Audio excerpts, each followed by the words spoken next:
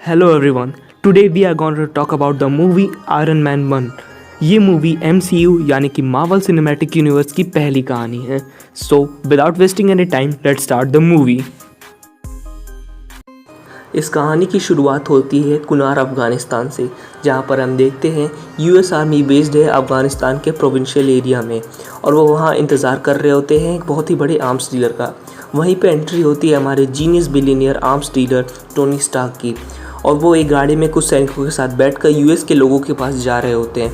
और जब वे उनके पास पहुंचते हैं तो वहाँ पे एक शोडाउन होता है एक बहुत ही बड़ी मिसाइल का, जहाँ पर हमें पता लगता है टोनी स्टार्क जो कि एक आर्म डीलर है, उन्होंने एक मिसाइल बनाई हुई होती है जिसका नाम होता है जेरिको. और जेरिको मिसाइल पूरे वर्ल्ड की एक ऐसी मिसाइल होती है जो किसी भी देश को चुटकियों में तबाह कर सकती है.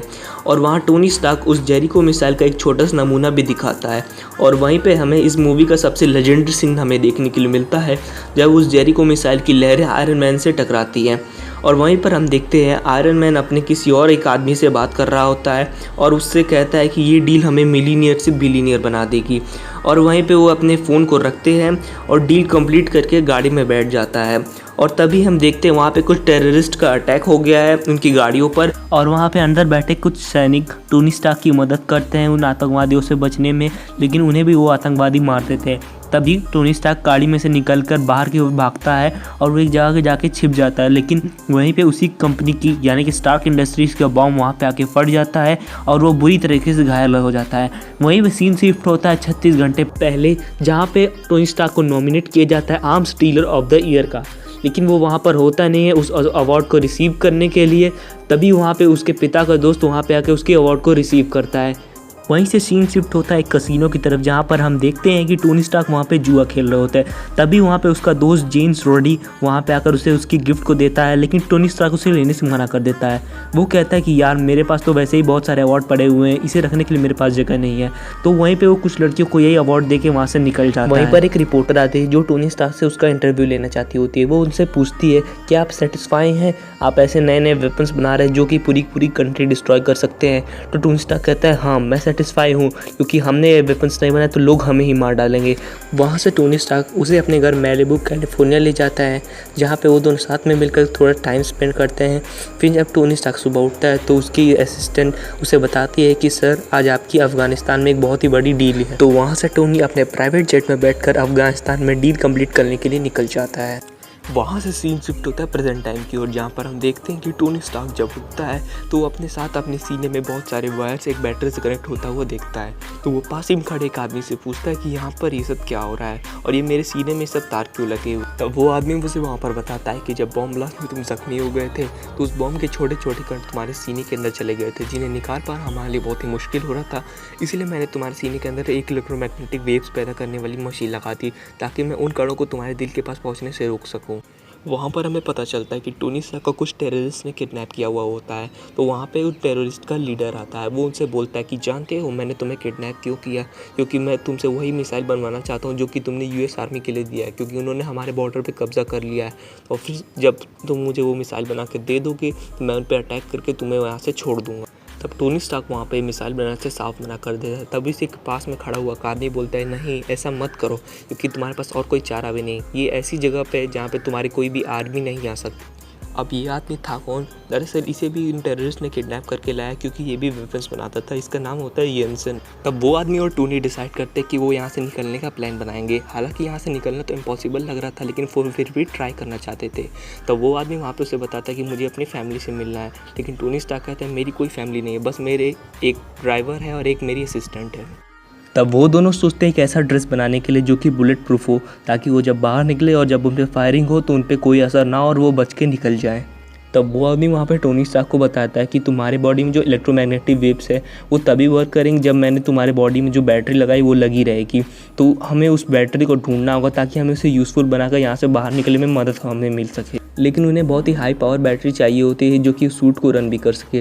दूसरी तरफ लीडर को तो यही लग रहा था कि वो लोग मेरे लिए मिसाइल बना रहे हैं और वो उन्हें मटेरियल्स भी प्रोवाइड करता रहता था, क्योंकि वो नहीं जानता था कि मिसाइल कैसे बनती हैं. लेकिन जब वो सूट तैयार होता है तो उस लीडर को भी जल्दी ये बात पता चल जाती है. वो बहुत ही गुस्सा होता है और वो वहाँ पर आके टोनी स्टार्क के काम करे उस आदमी को बहुत ही ज़्यादा इंसल्ट कर देता है. टोनी वहाँ पर अपना सूट पहनता है और उसमें सारा सिस्टम डाउनलोड करता है। वो उसमें पावर भी ले आता है। फिर उसके बाद वो उस गेम में मौजूद सारे लोगों को मार देता है और वहाँ से फ्री हो जाता है। वो बाहर निकल के सारे वेपन्स डिस्ट्रॉय कर देता है और उसी सूट में लगे हुए रॉकेट लॉन्चर से वो फ्लाई कर जाता है। वो जाके गिरता है एक डेजर्ट में, जहाँ पर उसकी टीम उसे आके खोज लेती है और वापस से उसे उसी की जगह पर ले जाती है जहाँ वो लोग रहते थे।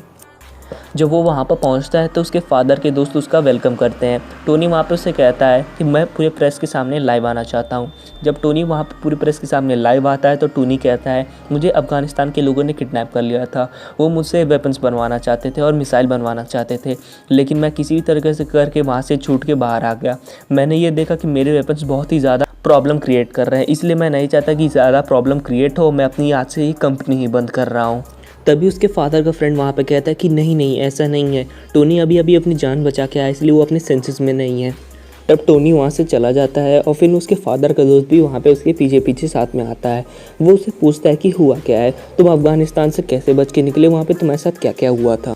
तब टोनी वहाँ पे उससे सारी बात बता देता है और वो उसे ये भी बताता है कि वहाँ पे मैंने एक आयरन सूट भी बनाया था। और वो उससे बोलता है कि क्या तुम उसे देखना चाहते हो। तो उसका पिता का दोस्त बोलता है कि हाँ हाँ क्यों नहीं। तो उसे आयरन सूट का एक छोटा सा पीस दिखाता है जो कि उसके चेस्ट में लगा हुआ होता है। वो आदमी इसे देख के बहुत ही खुश हो जाता है। उससे कहता है कि ये बहुत ही अमेजिंग चीज़ है, हम इससे बहुत ही ज़्यादा प्रॉफिट कमा सकते हैं। लेकिन तब टोनी वहाँ पे उसे मना कर देता है और फिर वहाँ से वो अपने सेक्रेटरी के पास निकल जाता है और वहाँ पे उससे बोलता है कि मेरे बॉडी में ये जो आर्क रिएक्टर लगा हो इसे नए वाले के साथ चेंज कर दो, क्योंकि मैंने इसे ज़्यादा पावरफुल और एडवांस टूल बना लिया है। तो फिर सेक्रेटरी वहाँ पे उससे पूछती है कि ये क्या चीज़ है। तो टोनी स्टार्क वहाँ पे उसे बताता है कि मेरे बॉडी में कुछ मेटल पीसेस चले गए हैं जो कि ये आर्क रिएक्टर मेरे दिल के पास जाने से रोकता है और मेरे बॉडी में और ज़्यादा एनर्जी और पावर जनरेट करता है। दूसरी तरफ डेजर्ट में उन अफ़गानिस्तान के टेररिस्ट्स को उस सूट के कुछ पार्ट्स मिल जाते हैं, जिन्हें वो एक साथ असेंबल करके पता लगा लेते हैं कि ये चीज़ क्या है। दूसरी तरफ टोनी भी एक नए ड्रेस बनाने की कोशिश में लगा हुआ होता है। उसने उस ड्रेस में और ज़्यादा अच्छे अच्छे रॉकेट लॉन्चर्स लगाए हुए थे जो कि उसे उड़ने में मदद करने वाले थे। लेकिन जब टोनी पहली बार फ्लाई करता है तो वो अपने सिस्टम को ऑर्डर देता है मुझे और ऊपर उड़ाने के लिए।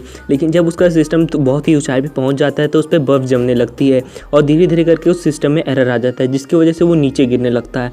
लेकिन जैसे ही वो नीचे गिरने लगता है, जैसे ही वो फाइनली अर्थ की सरफेस तक पहुँचता है, अचानक से सिस्टम उसका रीएक्टिवेट हो जाता है और जिसकी वजह से वो फिर फ्लाई करने लगता है। अब टोनी वहाँ फिर से एक नया ड्रेस बनाता है जिसमें वो ऐसा सिस्टम फिट करता है ताकि ज़्यादा ऊंचाई पे जाने पे उस पर बर्फ़ न जम सके। वहीं पे उसके असिस्टेंट उसके लिए कुछ गिफ्ट भेजी होती है जिसे वो देख के बहुत ही ज़्यादा खुश होता है। तब टोनी शाम में एक पार्टी में भी जाता है जहाँ पे उसकी असिस्टेंट भी होती है। वो दोनों साथ में काफ़ी टाइम स्पेंड करते हैं और साथ में डांस भी करते हैं। तभी वहाँ पर वो जर्नलिस्ट भी आ जाती है जिसने टोनी स्टार्क का इंटरव्यू लिया हुआ था। वो उससे कहती है जो मिसाइल तुमने अफ़गानिस्तान में दिखाई थी वो सभी की सभी मिसाइल अब अफ़गानिस्तान खुद बना रहा है, और वो कहती है कि मुझे नहीं लगता ये सब तुम्हारी परमिशन से हो रहा है। टोनी को बहुत ज़्यादा ही गुस्सा आ जाता है। वो जान जाता है कि ये हो ना हो उसके फादर का दोस्त का काम है। वो सीधा जाता है, उससे मिलता है और उससे पूछता है क्या तुम ही ने ये मिसाइल वहाँ पे अफ़गानिस्तान भेजी। उसके फादर का दोस्त कहता है हाँ मैंने ही भेजी। कहता है तुमने ऐसा क्यों किया, तुम जानते हो वहाँ पे कितने लोगों की जानें ली जा रही इन मिसाइलों की मदद से। लेकिन वो टोनी की एक नहीं सुनता और फिर वहाँ से चला जाता है। फिर वहाँ से टोनी अपने घर आ जाता है और फिर वो खुद ही कुछ करने का डिसाइड करता है। टोनी ने अब अपने सूट को बहुत ही ज़्यादा एडवांस बना लिया था। उसने अब इसमें मिसाइल और रॉकेट लॉन्चर्स भी लगा दिए थे जो इसे और भी ज़्यादा पावरफुल बना देते थे। टोनी फ़ौरन से अपना सूट पहन के अफ़गानिस्तान की ओर निकल जाता है, जहाँ पे वो उन सभी टेररिस्ट को मारने लगता है और साथ ही उनकी लीडर को भी मारने लगता है। टोनी वहाँ पर एक मिसाइल भी छोड़ देता है जिसकी वजह से वहाँ पे पूरी वो जगह ही डिस्ट्रॉय हो जाती है और वहाँ की एयरफोर्स को भी पता चल जाता है कि यहाँ पे एक ब्लास्ट हुआ है। तो वो लोग ये पता करने की कोशिश करते हैं कि किसने ब्लास्ट किया, लेकिन वो आयरन मैन को पकड़ नहीं पाते। फिर आयरन मैन अपने दोस्त को फ़ोन लगाता है जिसने उसे आके अवार्ड दिया था। वो उसे कहता है कि ये मैं ही हूँ जिसने ये ब्लास्ट किया, तो प्लीज़ तुम ये मैटर को संभाल लेना। तो फिर जब जेम्स रोडी से पूछा जाता है कि ये कौन था तो वो कहता है कि लगता है 2-3 दुश्मनों ने मिलकर साथ में अटैक किया है, यानी कि वो टोनी की मदद कर रहा था। वहीं दूसरी ओर जब टोनी के फादर का दोस्त उस न्यूज़ को सुनता है तो जान के काफ़ी हैरान होता है कि ऐसे कैसे कोई आदमी हमला करके गायब हो सकता है। तो वो फ़ौरन से अफ़गानिस्तान पहुंच जाता है और वहाँ पर टेररिस्ट के उन लीडर से मिलता है।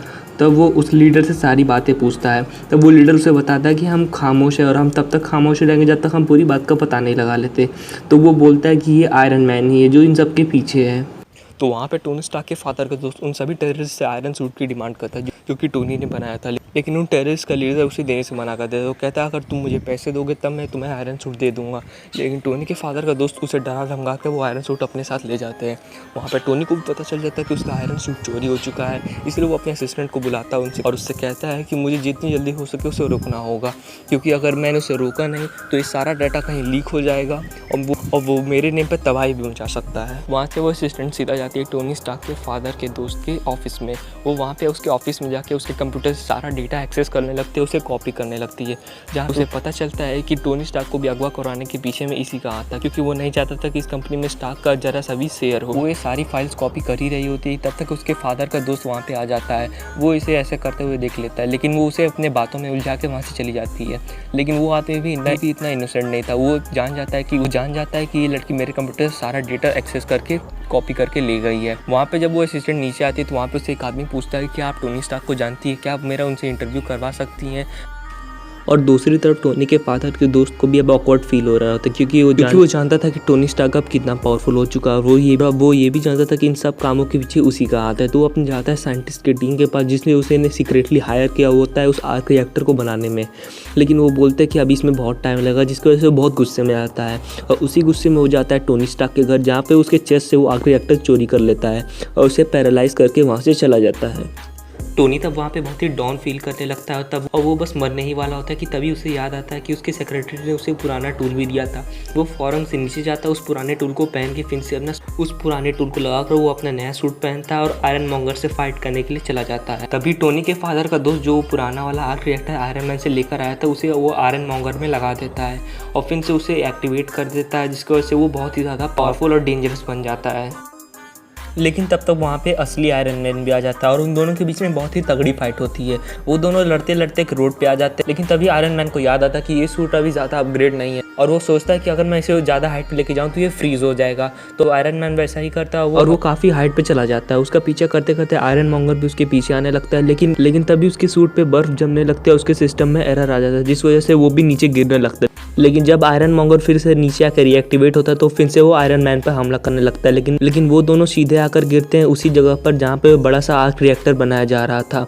तो फौरन से आयरन मैन अपने असिस्टेंट को ऑर्डर देता है कि वो टूल एक्टिवेट कर दो, मैं यहाँ से फौरन चला जाऊँगा और इस आर्क रिएक्टर का सारा इफेक्ट इस आयरन मॉन्गर पे आ जाएगा और वो यहीं पे मर जाएगा। वो लड़की ऐसा ही करती है और वो जाके आर्क रिएक्टर को ऑन कर देती है और जैसे ही आर्क रिएक्टर ऑन होता है आर्क रिएक्टर में से काफ़ी सारे रेज निकलते हैं जो कि आयरन मॉन्गर के आसपास आ जाते हैं और उसे मार देते हैं। वहीं अगले दिन टोनी की प्रेस कॉन्फ्रेंस होती है और सब लोग उनसे यही पूछ रहे थे कि क्या आप ही आयरन मैन। तब उनके पास एक आदमी आता है, उनसे कहता है कि नहीं, आपको ये नहीं कहना है, आपको ये कहना था कि उस सूट में आपका बॉडीगार्ड था और उन दोनों के बीच पर्सनल इश्यूज की वजह से उन दोनों में लड़ाई हुई थी और आपके फादर के दोस्त की भी डेथ नेचुरल हुई थी। तो टोनी फिर वहाँ से प्रेस कॉन्फ्रेंस में जाता है जहाँ पे उसका दोस्त जेम्स रोडी से बोलता है कि जो सच है उसे वही कहना। तभी वहाँ पे टोनी स्टार्क इस मूवी का सबसे आइकॉनिक डायलॉग कहता है कि मैं ही हूँ आयरन मैन। इसी के साथ ये मूवी का पार्ट 1 खत्म होता है। अब आगे आने वाले वीडियोज़ में मैं आपको मार्वल सीरीज़ के सारे मूवीज़ का एक्सप्लेनेशन बढ़िया से दूंगा। So thank you for watching.